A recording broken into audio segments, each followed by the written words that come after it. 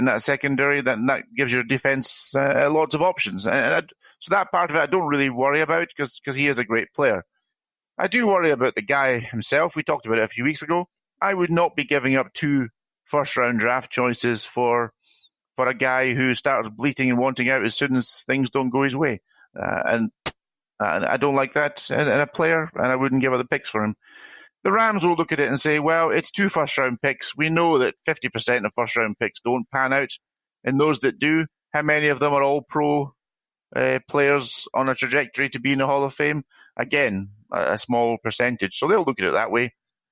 The issue the Rams have, of course, and they tried to look at it with signing Corbett the day before. Their offensive line is and running game is the reason that offense has fallen off a cliff. Gurley, obviously, not the player he was. They've got to replace him, I believe, and he might be somebody they're going to be swallowing some dead money for in the next year or two.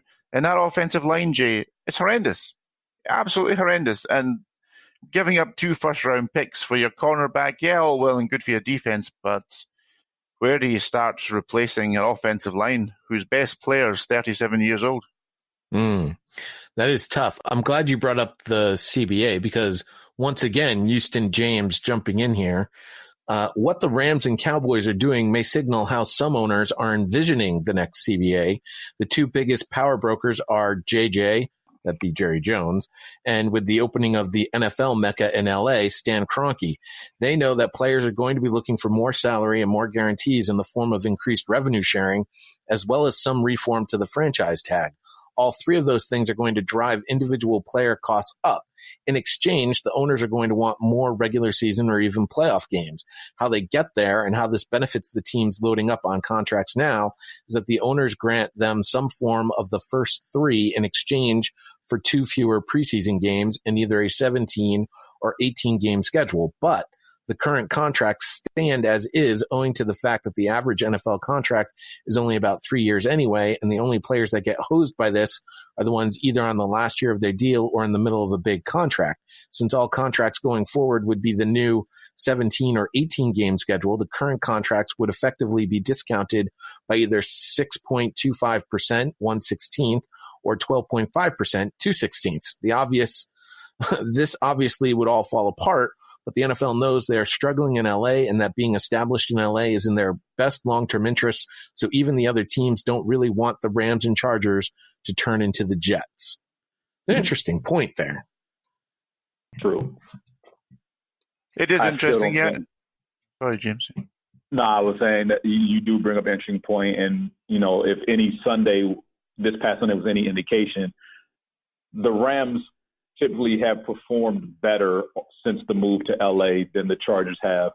But their fan base being overrun by a sea of red from San Francisco was a bit of a shock.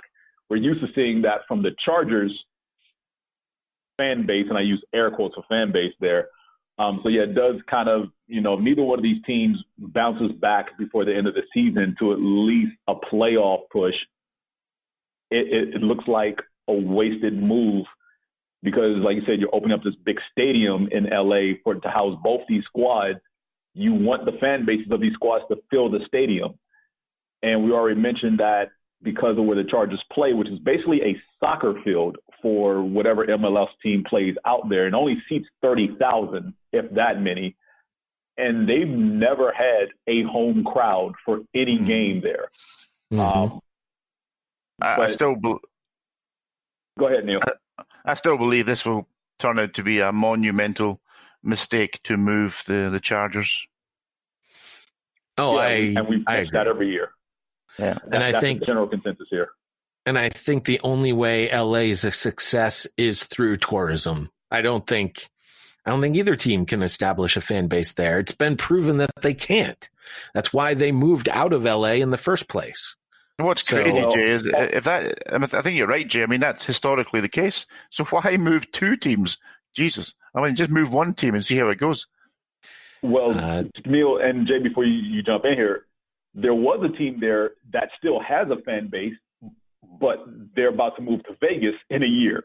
And if that team had moved back to LA, they would have been fine because no matter what the Rams and Chargers do, that will never be territory that they can lay claim to as far as galvanizing the fan base. Neither one of them can do that. I don't think either franchise going forward, whatever number of years you want to put on it, will truly win over the city of LA. That has, from the time they first moved to LA, always been Raiders territory because of just the mystique of the Raiders, the team history, whatever. They ingrained themselves to the surrounding area. I don't know what it is you want to put on it, but when the Raiders were in LA, they owned that town. And when they left, it pretty much turned into USC as far as football goes. So here's what we need to do. The Chargers need to change into USC colors, and the Rams need to start wearing black and silver. I don't think that's going to work either. No? I do think of the two teams, I think the Rams have a better chance of garnering a fan base than the Chargers do in LA. Yeah, because they once had a fan base to a certain extent back in the 80s, didn't they? They did.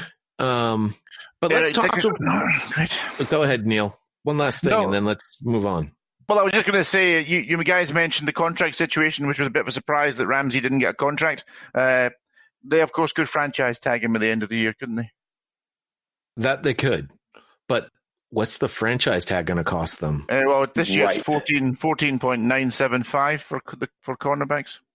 So it's probably going to go up a little bit. A little bit, yeah. But that's still a drop in the bucket. A little bit of a raise for Jalen RAMSey, but I got that. I've got $15 million right here in my back pocket. All right. Right. The Rams are 14th in our power rankings. The Falcons 29th. The Rams are favored by 3. We're all taking the Rams. One thing here on the Atlanta Falcons that I will mention that came from MJ.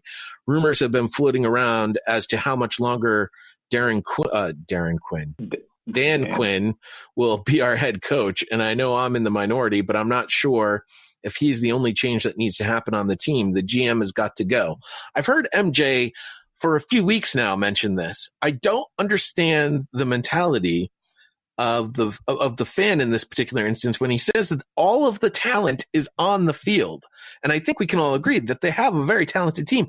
Matt Ryan, for being 1-5, leads the NFL with 15 touchdown passes and ranks second in the league with 2,011 passing yards. And yet somehow they still suck. So the talent is on that team. They just don't have a coaching staff to make the talent work. Yeah, and we mentioned this on the Sunday recap when he jumped on as well. He's still adamant that the GM needs to go, and if the new GM that comes in changes coaches, then so be it. He just thinks that the talent could be better, and even though Matt Ryan's putting up numbers, they're not winning because of him. There's definitely something rotten there in Atlanta, and they've got to do some surgery to fix it. A lot. Quick hits on the injuries for the Rams. I already mentioned the secondary. Running backs Todd Gurley and Malcolm Brown both show up on the injury report, quad and ankle respectively. Tackle Joe Noteboom is out for the year. He was put on injury reserve with a knee injury. Clay Matthews is also not going to play this week. For the Falcons, their defense is completely banged up. Ricardo Allen, Desmond Trufant, Bleedy Ray Wilson, all listed as questionable. Kevin Smith, fullback, Carpenter, guard, Julio Jones, wide receiver, all listed as questionable as well with various injuries. And Adrian Claiborne shows up with a knee injury. He was limited in practice. All right.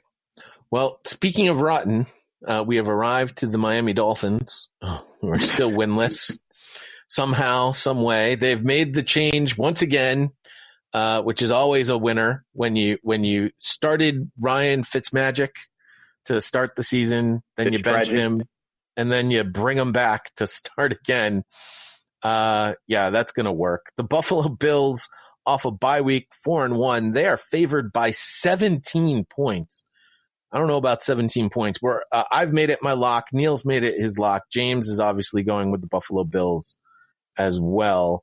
One thing I will just add to this here. The Bills, by the way, 11th in our power rankings, and the Dolphins still unanimous at 32nd. Buffalo Rob wrote in the Fighting Tuas versus the Buffalo Bills. Expectations are high, and I don't know how to act, which is rather interesting for a Bills fan. The Billsy fan in me thinks that this game will somehow go awry, but the fan who is familiar with the current program is a believer that the Bills won't puke on their shoes in this one. Devin Singletary may end up playing in this game. I don't know. What's the injury report look like?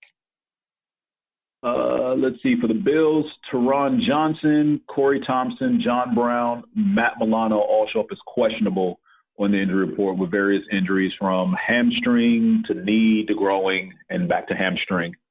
For the Dolphins, this is a laundry list of people who I didn't even know played in the league. Well, then we don't need to worry about it because it's the Dolphins. There is one big name. Robert Kondichi is designated to return off the PUP list, but he is still listed as out. Rashard Jones, Xavier Howard, and Bobby McClain are all listed as questionable as well, along with Albert Wilson and Mark Walton. I think, Jay, there is one important aspect here, which I'm sure the listener will find quite reassuring, and that is that the NFL has looked into issues relating to teams tanking in the NFL and have found no evidence of it. So that's, I'm sure our listeners will be reassured by that. They can sleep easy tonight. Somehow the NFL can ignore science about how air pressure changes in their inflated balls, but when it comes to refereeing and tanking, no, we don't see it. We have no idea what you're talking about. Nothing to see here. Moving on. Makes perfect sense. The Jacksonville Jaguars are at the Cincinnati Bengals. Jaguars 2-4. Bengals also winless. Somehow the Bengals not 31st. They got to 30th in our power. We had this conversation. We had this conversation about the Dolphins, Redskins, and Bengals.